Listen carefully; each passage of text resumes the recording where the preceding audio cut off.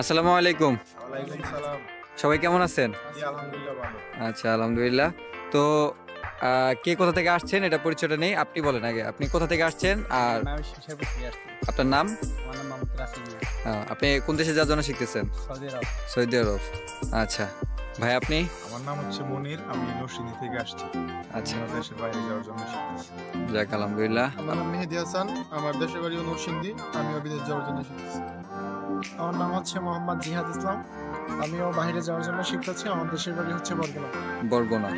তো মোটামুটি কয়দিন ধরে শিখতেছেন আপনি? আমি আজকে আমার তৃতীয় দিন চলতেছে। তৃতীয় দিন। আপনার? আমারও তৃতীয় দিন।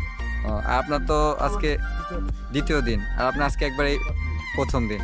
আচ্ছা, যাই হোক। তো মোটামুটি কালকে তো মেনটেন ক্লাস করানো হয়েছিল। আর আপনাদের এমনি পার্সের নামটা সব বলা হয়েছে না? জি, বলা হয়েছে। আচ্ছা, এমনি বলতে পারবেন তো নাকি? জি, বলতে পারবো। আচ্ছা, আর মেনটেনেন্সের যে ব্যাপারটা, কত ঘন্টা পর পর মোবিল চেঞ্জ করতে হয়? 240 থেকে 250 ঘন্টা পর পর। এমনি এভরিথিং আপনার সব কিছু জানা হয়েছে তো নাকি? আচ্ছা, ঠিক আছে। তাহলে আমরা ওটা নিয়ে একটু আলোচনা করব। আর হচ্ছে হলো আপনারা যে এখানে থাকতেছেন, থাকার কোনো অসুবিধা হচ্ছে?